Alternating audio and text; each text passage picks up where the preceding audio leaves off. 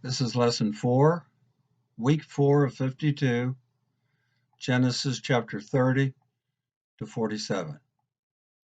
Last time we saw Jacob go to Haran to take a godly wife and have children, which is the basis of the covenant God gave to his grandfather Abraham, and through his, Jacob's seed, with the promise of a great nation he kept. While there, Jacob takes 2 wives and 2 concubines, and has a total of 13 children, 12 sons and 1 daughter. Through Leah, he has Reuben, Simeon, Levi, and Judah. Through Bilhah, who is Rachel's handmaid, he has Dan and Naphtali. Zilpah, Leah's handmaid, produces Gad and Asher. Leah has more children, Issachar, Zebulun, and the only daughter, Dinah. And finally, Rachel gives Jacob his last 2 children, Joseph and Benjamin. So there's the family tree beginning with Abraham all the way down to the 12 sons who become the 12 tribes of Israel. Unfortunately, Jacob's family dynamics were less than godly. He loved Rachel, but he was tricked into marrying her sister Leah. With Leah, he quickly had 4 sons, but Rachel was barren, so he took 2 handmaids who gave him 4 children. Nowhere does God condone plural marriages.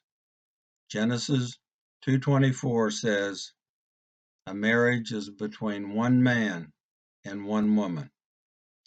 But God, in his permissive will, allowed it to carry out his plans and purposes for Israel.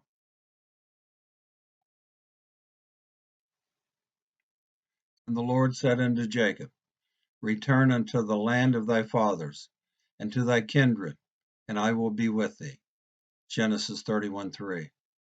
Then Jacob rose up and set his sons and his wives upon camels, and carried away all his cattle he had gotten in Haran, for to go to Isaac his father in the land of Canaan. Genesis 31:17 and 18. After a 20-year stay in Haran, Jacob, his family, and livestock returned home. It was a bittersweet separation between he and his uncle Laban. Have I been 20 years in thy house? I served thee 14 years for thy 2 daughters, and 6 years for thy cattle, and thou hast changed my wages 10 times. Except the God of my father had been with me, surely thou hadst sent me away now empty. Genesis 31:41 and 42. The details were not pretty, but God used it to carry out the promises first given to Abraham.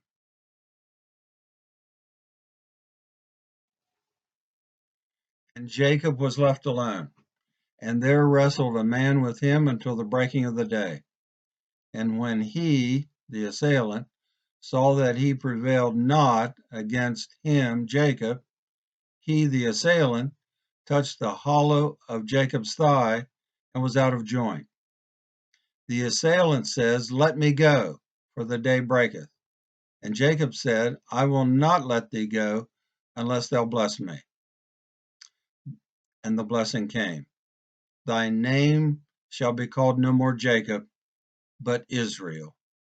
And Jacob called the name of the place Peniel, for I have seen God face to face, and my life is preserved. Genesis 32:24 through 30.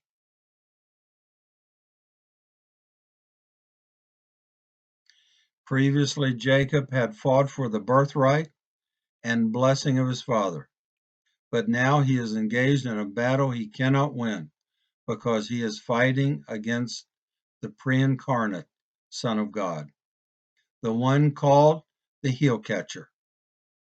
Genesis 25:26 is now caught. The life, lived as Jacob, was accomplished in the flesh, but now that all must change. The name Israel means God fights. So from now on, it will be God, or the Lord Jesus Christ, who fights the battle to complete the plans and purposes destined for the nation of Israel.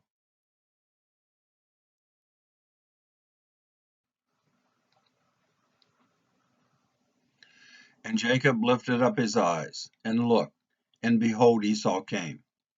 Genesis 33:1. Jacob had long feared this meeting with his estranged brother over the stolen birthright and blessing, so he was prepared to offer him some of his wealth. Esau said, I have enough, my brother. Keep that thou hast unto thyself. So Esau returned that day on his way to Seir. Genesis 33:9-16. God had worked the miraculous in the hearts of these two brothers. Jacob displayed a spirit of humility and generosity, and Esau was changed from one who sought revenge to that of wanting to be reconciled with his estranged brother.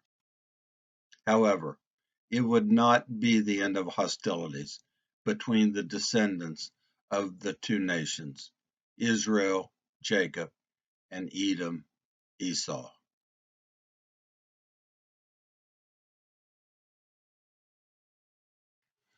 On his return from Haran back into the land of Canaan, and God said unto Jacob, Arise, go up to Bethel, and dwell there, and make there an altar unto God.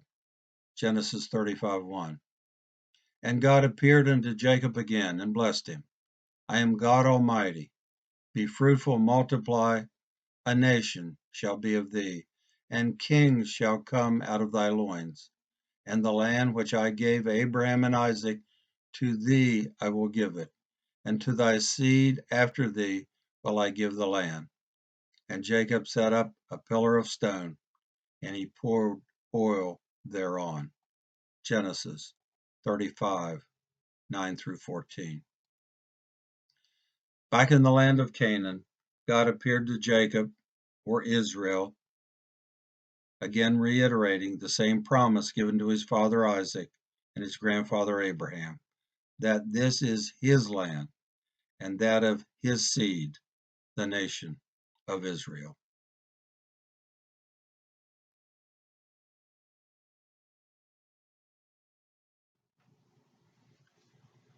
And they journeyed from Bethel to Ephratah, and Rachel travailed, and she had hard labor. And it came to pass, as their soul was in departing, for she died, that she called his name Benoni, but his father called him Benjamin. And Rachel died and was buried in the way to Ephratah, which is Bethlehem, and Jacob set a pillar upon her grave. 35:16-20.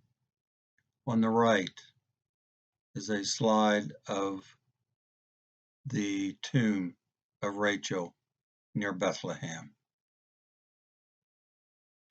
The last and only child of Jacob to be born in the land of Canaan was Benjamin. Rachel named him son of my sorrow, but Jacob gave him a more positive name, renaming him son of my right hand. Rachel's death would not be the last to cause Jacob heartache.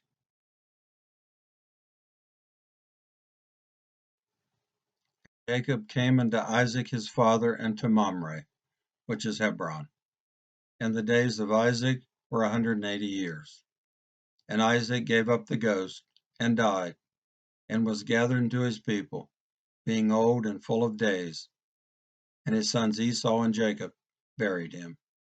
Genesis 35:27-29. Isaac's death meant the end of one era and the beginning of another. Jacob's return to the land brought the deaths of his beloved Rachel and his honored father Isaac. But God had reinstated the promise of the land to him, and now he had 12 sons through whom God would build a nation after his name. That holy nation, after God's own name, is Israel, which means God fights.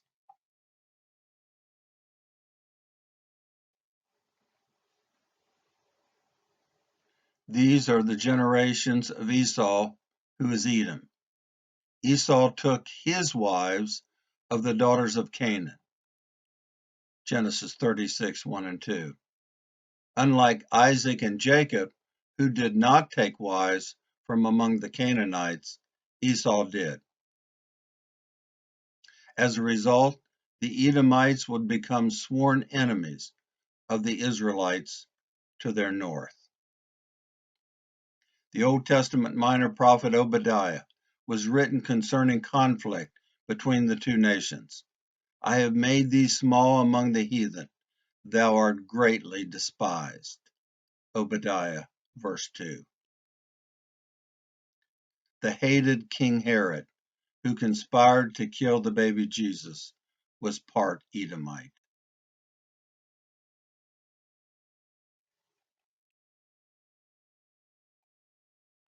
And Jacob dwelt in the land of Canaan.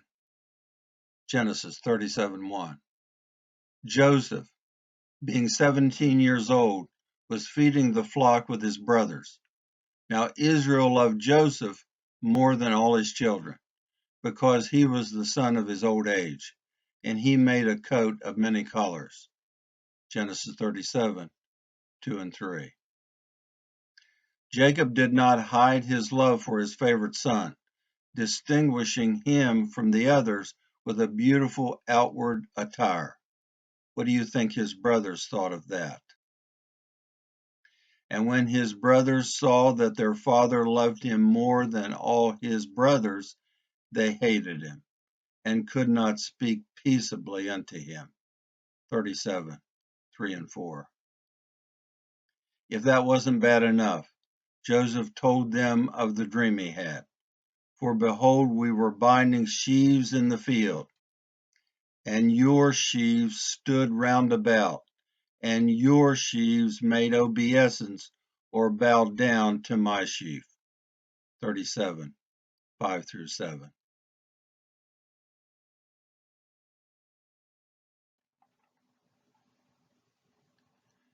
And he dreamed another dream. Behold, the sun and the moon and the 11 stars made obeisance to him. Genesis 37:9. In the ancient times, celestial bodies represented rulers, and this dream symbolized the whole house of Jacob bowing down to Joseph in the future. As one can imagine, these dreams didn't sit well with Jacob's family, and especially the brothers.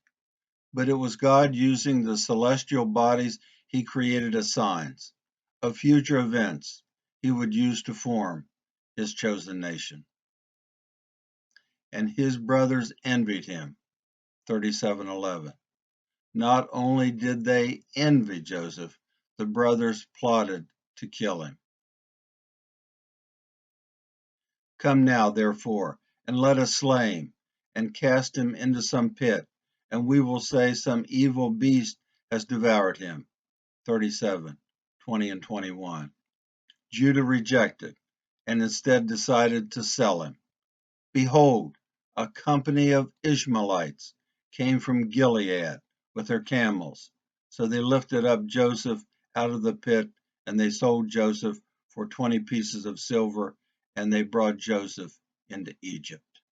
Genesis 37:21 through 27.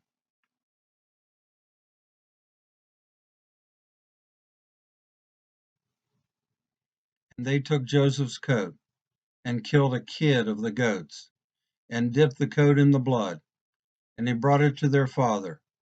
An evil beast hath devoured him. And Jacob rent his clothes, and mourned his son many days. Genesis 37, 31 through 34. Not only did the brothers sell one of their own, they lied and conspired in order to deceive their father, who was beside himself with grief. In spite of the brothers' despicable behavior, God used these events to bring about the promises made to Abraham, Isaac, and Jacob. And Joseph was brought down to Egypt, and Potiphar, the captain of the guard, an Egyptian, brought him of the hands of the Ishmaelites, which had brought him down thither. Genesis 39, verse 1. Why has the story led the reader into Egypt? Where was God that he should allow such to occur?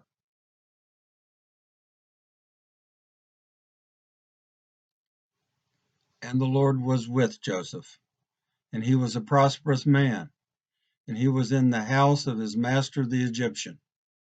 And his master saw that the Lord was with him, and that the Lord made all that he did to prosper in his hand.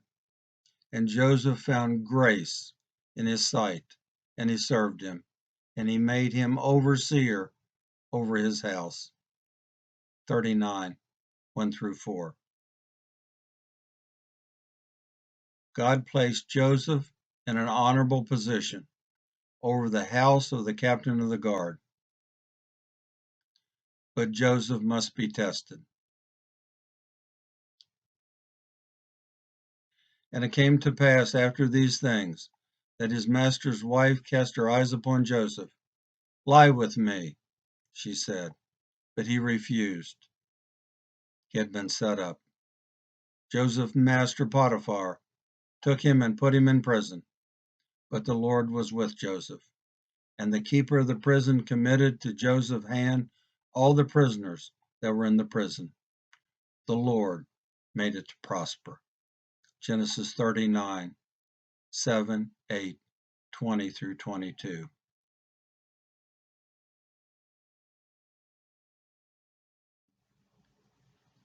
And it came to pass, at the end of 2 full years, that Pharaoh dreamed. The dream of Pharaoh is one. God hath showed Pharaoh what he is about to do. Behold, there shall come 7 years of great plenty throughout all the land of Egypt, and there shall rise after them 7 years of famine. God will shortly bring it to pass. Genesis 41, verses 1, 25, 29, 30, and 32. Joseph explained to the king what God was going to do. 7 years of plenty, followed by 7 years of famine. Take up 20% in the 7 plenteous years, and that food shall be for store to the land against the 7 years of famine. And the thing was good in the eyes of Pharaoh. And he said unto Joseph, Forasmuch as God has showed thee all this, there is none so discreet and wise as thou art. Thou shalt be over my house. Only in the throne will I be greater than thou. Genesis 41, verses 34 through 40.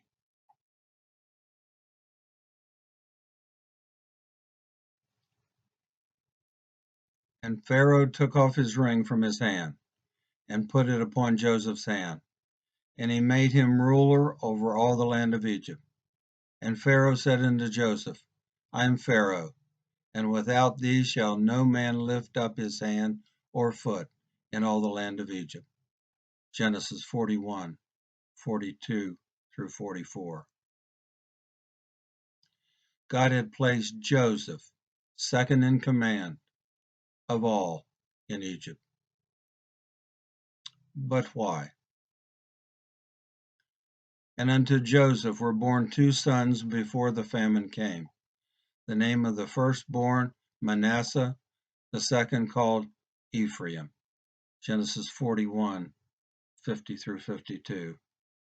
And the 7 years of plenteousness that was in the land of Egypt were ended, and the 7 years of dearth began to come.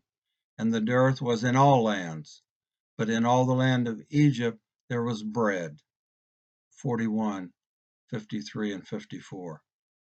And the famine was over all the face of the earth, and Joseph opened all the storehouses, and all countries came into Egypt to Joseph to buy corn. Genesis 41, 56, and 57.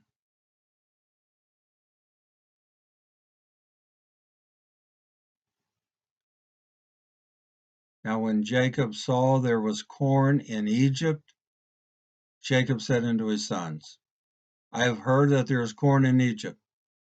Get you down thither, and buy for us from thence, that we may live and not die. And Joseph's 10 brethren went down to buy corn in Egypt. Genesis 42, 1 through 3. Jacob's 10 sons, minus Benjamin, went to Egypt to buy food. Guess what they do?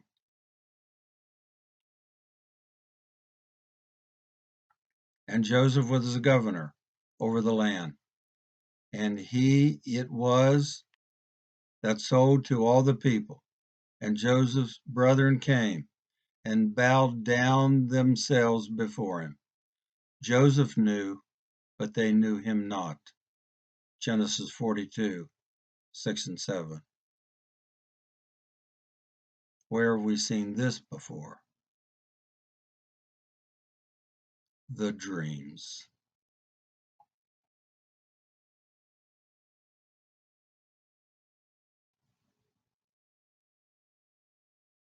And Joseph said unto his brethren, Come near to me, I pray you. And they came near. And he said, I am Joseph your brother, whom you sold into Egypt.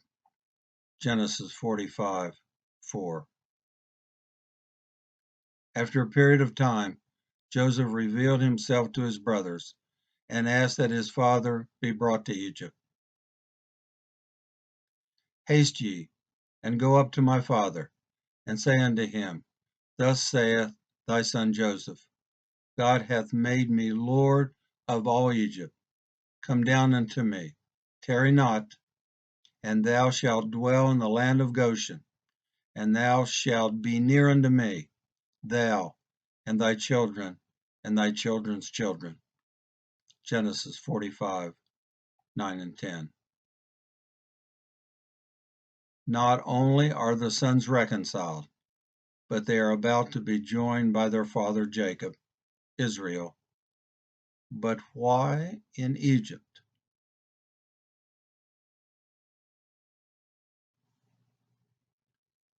And Israel took his journey with all that he had, and he came to Beersheba, and offered sacrifices unto the God of his father Isaac. And God spake unto Israel and said, I am God, the God of thy father Isaac. Fear not to go down into Egypt, for I will there make of thee a great nation.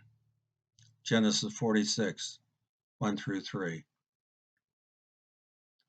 Previously, God said, Don't go to Egypt. Do not go to Egypt. Then he says, Okay, now go to Egypt. God's timing is always perfect. Now God has all the players in place to make his next big move. And the sons of Joseph, which were born him in Egypt, were 2 souls. All the souls of the house of Jacob, which came into Egypt, were 70. Genesis 46, 27.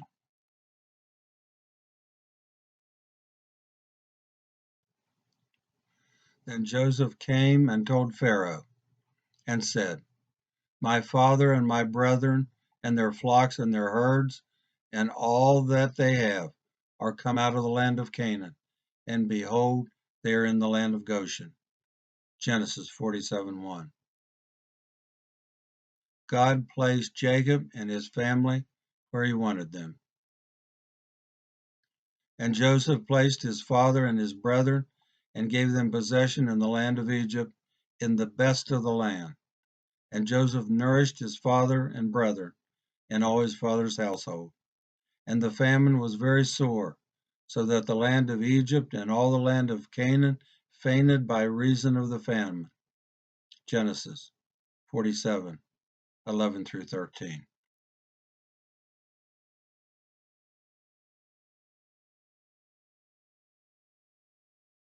While the world suffered, Israel prospered.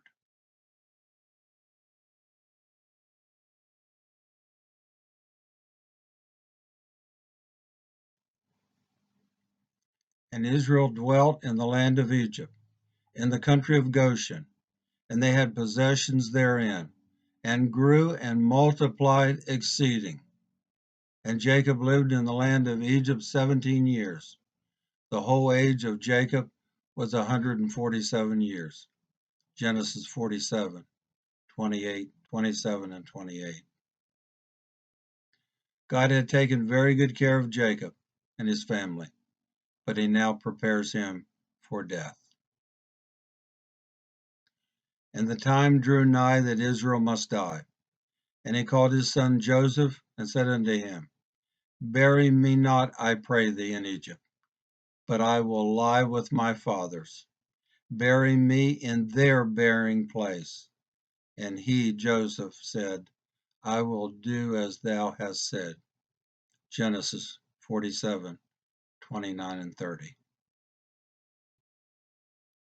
Jacob had but one last request, to be buried with his father Isaac and his grandfather Abraham.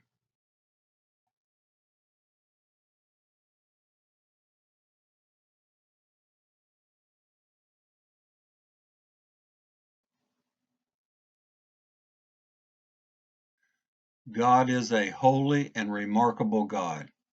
After the flood, when the Gentile nations spurned God a second time at the Tower of Babel, he called a righteous man through whom he would form a nation after his name. But God's plans are not always predictable, as Abraham's descendants had now been taken from their land in Canaan in order to save them from a worldwide drought, but in the process has given them a prosperous place, the land of Goshen, to multiply exceedingly. The major characters, Abraham, Isaac, and Jacob, are born and then die after accomplishing God's will. But what happens next? The descendants of Israel were never promised the land of Egypt. How will God get them back to their promised land? Stay tuned.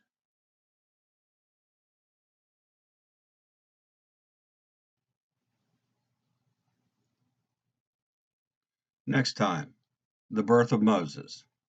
We're going to cover Genesis 48 through 50 and Exodus, the first 18 chapters.